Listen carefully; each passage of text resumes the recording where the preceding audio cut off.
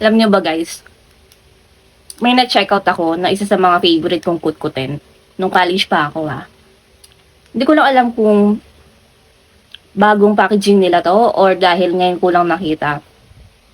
Pero kasi usually yung nakikita natin sa convenience store is mas malaking packaging pa. Yung unang bili ko na ito sa labas. Tapos search ko lang siya sa Blue Apps. Yun may nakita nga ako na mas mura pa. And then dinamihan ko na. 6 ties ang binili ko nito. Tapos ang laman ng 6 ties, ang laman ng isang tie ay 6 packs na rin. So ang isang pack ay 20 grams. So nakuha ko siya ng 169 pesos. 36 packs na yun. So lumalabas na almost 5 pesos ko siya nakuha. Para sa mga favorite yung maasim na may pagkamaanghang, perfect ito. Pwede rin to sa loot bag, lalo ngayong December para sa mga bata.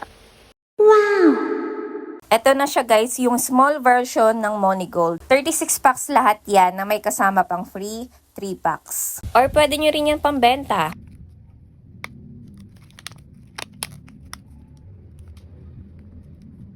Ayan siya Nagdidikit-dikit lang to.